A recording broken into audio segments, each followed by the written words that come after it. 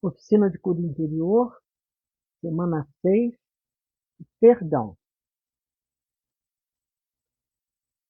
Todos sabem como é importante perdoar, mas sempre é bom lembrar em que nos beneficiamos ao perdoar. Antes de falar em perdão, precisamos falar em memória. O psicanalista Adam Phillips, em seu livro O Flerte, disse: as pessoas procuram tratamento psicanalítico porque o modo como estão lembrando não as libera para esquecer. Assim como nos acontecimentos negativos do passado que nos acorrentam ao passado, quando não perdoamos, não ficamos liberados para esquecer. Não avançamos.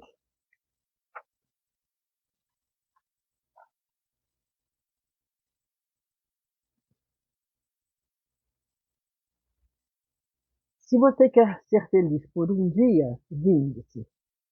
Se quer ser feliz para sempre, perdoe. Palavras de Tertuliano, da Antiguidade. Existem pessoas que têm dificuldade de perdoar.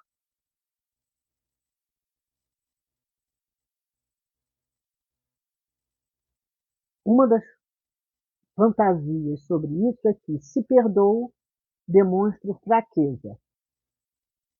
Mas a realidade é que, ao perdoar, eu me supero.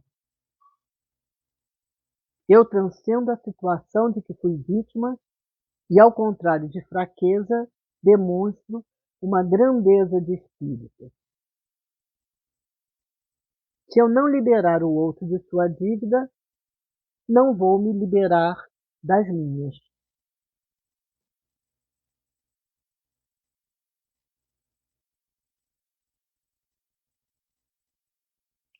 Existem algumas fantasias por trás de situações em que precisamos perdoar.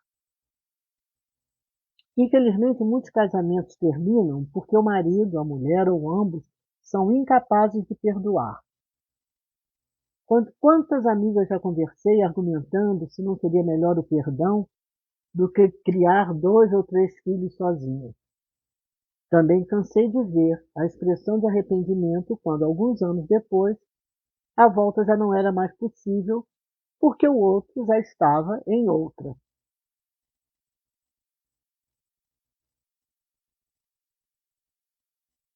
Já falei sobre a fraqueza, que uma das fantasias é que, se eu perdoo, demonstro fraqueza.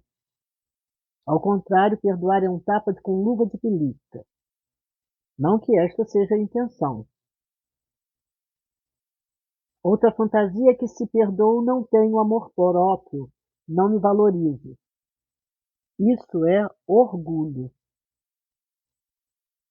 e não falta de amor próprio.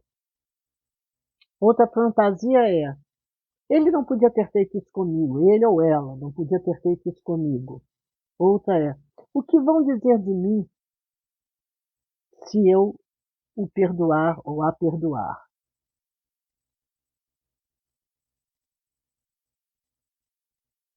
Ambas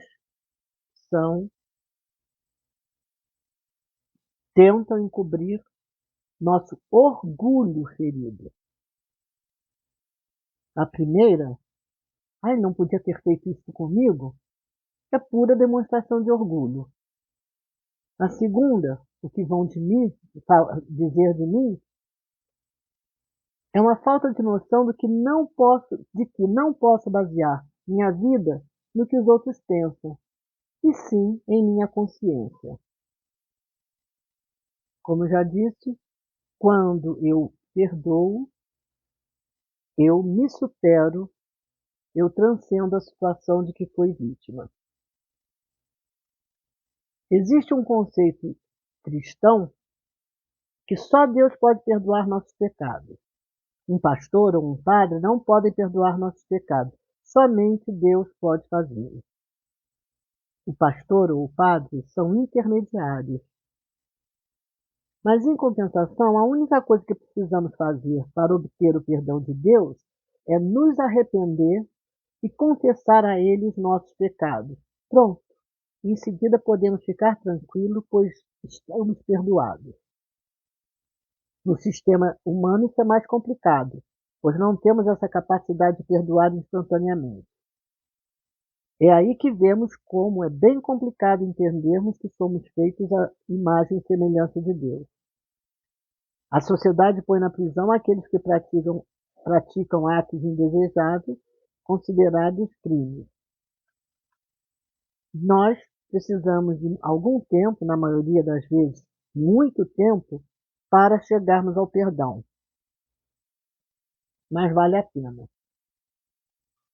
Um pastor contou sua experiência em evangelização de presidiários. Ele pensava que seria difícil os presos aceitarem que Deus os perdoava, mas que eles tinham que continuar seus períodos de encarceramento.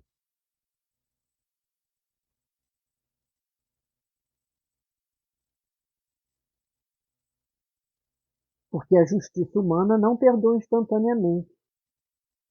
Aí um preso lhe disse: Pastor, eu posso estar aqui na prisão, mas por dentro eu me sinto livre. O senhor não pode imaginar como essa sensação é gostosa.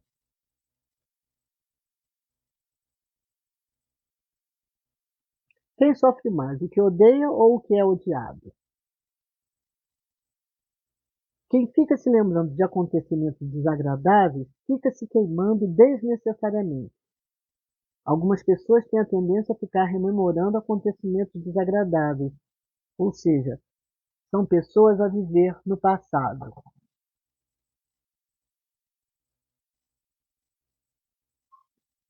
Parte da dificuldade de perdoar está na incapacidade de viver no presente. Ao persistir no que já passou, perdem a oportunidade de vivenciar ou observar as satisfações do presente.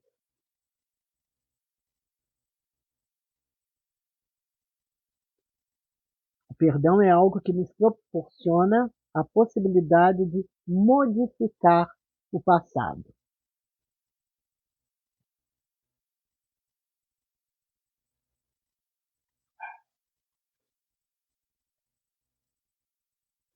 Já falei sobre o perdão e o orgulho, mas agora, então, uma razão para perdoar é vencermos o orgulho. Ninguém discorda de que o orgulho nos corrói internamente, já que a falta de perdão nos amarra a nosso ofensor. Se trata de um inimigo, por que insistimos em ficar amarrados a ele? Perdoar é vencer o orgulho. Um pequeno texto de Romanos 12:20. Se o teu inimigo estiver com fome, dê comida a ele. Se estiver com sede, dê água, porque assim você o fará queimar de remorso e vergonha. Outra tradução da Ferreira de Almeida diz: fazendo isso, amontoarás brasas de fogo sobre sua cabeça.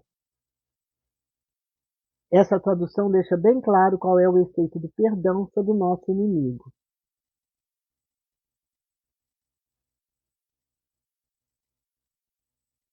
Perdoar o mal com o bem é o princípio bíblico do perdão, e é também o que nos diz a sabedoria popular. Perdão e ressentimento.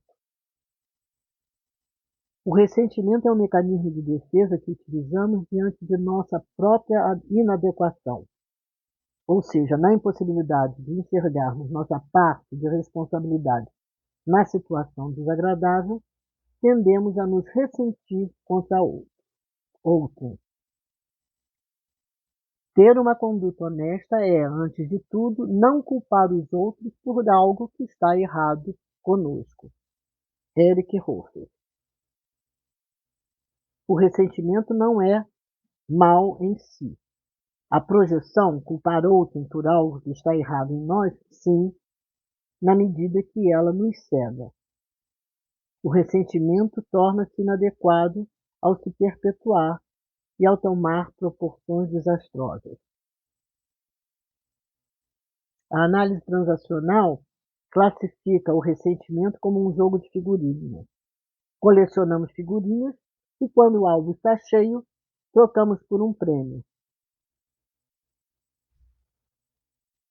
Uma página cheia de figurinhas de raiva pode justificar uma briga. Um álbum inteiro justifica uma briga com violência. Ou pode significar também um divórcio. E o pior é que vários álbuns podem justificar um homicídio. Os jogos psicológicos são jogados em vários níveis. Nós vamos falar mais ainda sobre os jogos psicológicos na análise transacional.